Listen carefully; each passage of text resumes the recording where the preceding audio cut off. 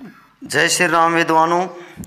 आज की हमारी पहली प्रश्न है, महिलाओं को किस श्राप के कारण मासिक धर्म चक्र अर्थात रजोसलवा या कहें कपड़े होते वक्त खून आने लगे थे। ऐसा कौन सा श्राप था जिसके कारण महिलाओं के मासिक धर्म चक्र के समय खून आने लगे। या फिर कहें पृथ्वी लोक पर या फिर कहें पृथ्वी पर ऐसा कौन सा राजा हुआ जो इंद्र के अलावा देवताओं का राजा बना, यानी देवराज इंद्र की पदवी धारण की।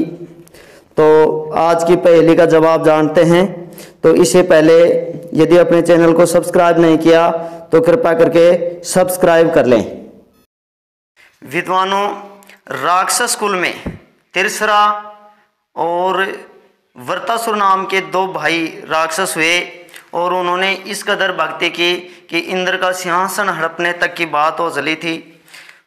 होता यह है विद्वानों, इंद्र इस बात से घबरा जाता है और धोखे से तिरसरा राक्षस के भाई वृत्तासुर का वध कर देता है और इस धोखे से वध करने के कारण उसे ब्रह्म हत्या का पाप लग जाता है। दोस्तों, देवराज इंद्र ब्रह्म हत्या के पाप से घबरा जाता है, देवताओं के गुरु वाचस्पति के पास जाता है। तो उन्हें ये बात मिलती है कि आप पानी के अंदर जाओ और 1000 वर्ष तक तपस्या करके आओ। विद्वानों, इंद्र उधर जलमग्न हो जाता है और एक कमल पुष्प की नाल में सूक्ष्म रूप धारण कर अपनी भक्ति करने लग जाता है। इधर देवलोक में देवताओं का राजा इंद्र जाने के बाद देवताओं का राजा किसे बनाया जाए, तो सप्तऋषियों ने सुझाव दिया कि इस पृथ्वी पर एक बहुत नेक ईमानदार राजा है जिसका नाम नहुस है। विद्वानों, यदि नहुस के बारे में बात करें तो नहुस एक चंद्रवंशी राजा था। कहा जाता है निराकार ज्योति स्त्री के नाभि कमल से ब्रह्मा जी उत्पन्न होते हैं, ब्रह्मा जी के अत्रि होते हैं, अत्रि के चंद्रमा होते हैं, चंद्रमा से बुध उत्पन्न होता है और बुध से पुरूरवा उत्पन्न होते हैं और पुरूरवा से आयु नाम के वीर पैदा होते हैं और आयु के नहुस उत्पन्न होते हैं। विद्वानों, नहुस के भी 6 पुत्र थे, अयाति, ययाति, समयति, वियाति, यति और कीर्ति। हम बात करते हैं नहुस की। नहुस बहुत नेक ईमानदार राजा था, उसे देवलोक में देवताओं का देवराज इंद्र बना दिया जाता है।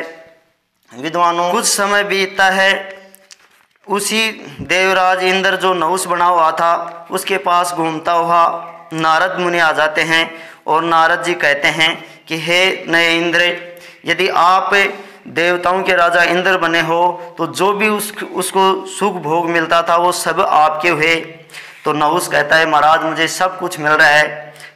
नारद मुनि कहते हैं कि सच्ची कहाँ है, यदि आप इंद्र हुए तो सच्ची भी आपके पास होनी चाहिए, इंद्र की परियां भी आपके पास होनी चाहिए।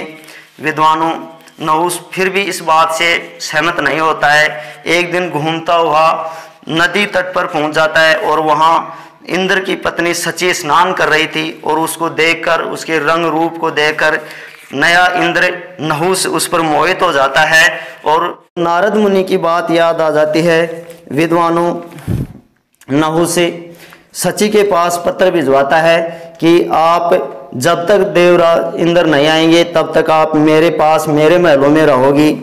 सची घबरा जाती है, देवताओं के गुरु वाचस्पति के पास जाती है कि हे महाराज। सची कहती है गुरु बृहस्पति को, हे बृहस्पति गुरुदेव, आप ही ने और सप्तऋषियों ने इसी बात का सुझाव दिया था कि नहुस बहुत अच्छा राजा है, बताओ अब क्या किया जाए। दोस्तों, मैथिली शरण गुप्त की रचना नहुस यदि पढ़ी हो तो लिखा है, इंद्राणी जो सची थी वाचस्पति को क्या कहती है, सौंपा स्वयं राज नहीं कोई कुछ बोला भी, दे दो निज रानी को स्वयं ही आज डोला भी, हुंकार सभा में उठी रोने सी लगी सची, सब गया हाय लज्जा भी नहीं बची। ये कहकर सची, हे गुरु वाचस्पति मेरी रक्षा कीजिए। विद्वानों, देव गुरु वाचस्पति सची को एक सुझाव देते हैं कि ये नहुस राजा, ये जो सप्तऋषि थे उन्होंने ही सुझाव दिया था कि ये इंद्र देवलोक देवराज इंद्र होने के लायक है। तो आप ऐसे कहो कि नहुस, मैं इस बात से सहमत हूँ और आप जो सप्तऋषि हैं उनके कंधे पर डोला रखकर उसमें बैठकर आप आओ। और ये संदेश जो सच्ची थी वो नहुस के पास भिजवा देती है। विद्वानों, नहुस तुरंत खुश हो जाता है, उसको सब्र कहाँ। वह सप्तऋषियों को बुलवाता है, उनके कंधे पर डोला रखता है और चल देता है। सप्तऋषि बेचारे बाहर वहन नहीं किए हुए थे। होता क्या है, सप्तऋषि जो अगस्त मुनि थे आगे क्या बोलते हैं, बाहर बहें बातें सुने लाते भी सहे क्या हम, तू ही कहे क्रूर मौन अब भी रहे क्या हम, पैर था या सांप है ढस गया ये संग ही, पामर पतित हो तू होकर भुजंग ही। विद्वानों जैसे ही सप्तऋषि धीरे चलते हैं और नहुस को गुस्सा आ जाता है और अगस्त मुनि को लात मार देते हैं। और अगस्त मुनि इस बात से घबरा कर उन्हें श्राप देते हैं कि आप इंसान नहीं, आप बिना पैरों के जीव हो जाओगे। और तुरंत नहुस मुनि अजगर बन के पृथ्वी लोक पर गिर गया। विद्वानों इधर सभी देवतागण मिलकर इंद्र को ढूंढते हैं और उन्हें वापस लाते हैं और एक बहुत बड़ा यज्ञ करते हैं। और कहा यह जाता है सभी देवता मिलकर जो इंद्र को ब्रह्म हत्या का पाप लगा था, कहा जाता है उसको 4 भागों में विभाजित किया और पहला भाग वृक्षों को दिया, जो कहा जाता है कि वृक्ष जाति में जो गोंद निकलता है ये उसी का भोग है। दूसरा नदियों को दिया जो जहाग आते हैं। तीसरा पृथ्वी को दिया जो पर्वतों का रूप धारण किया। और कहा जाता है चौथा जो भाग था ब्रह्म हत्या का ये महिलाओं को दिया। तो कहा जाता है इसी दिन से जब महिलाएं रजोसुला होती है या मासिक धर्म चक्र का दिन आता है या कहीं कपड़े होती है तो खून आना प्रारंभ हुआ।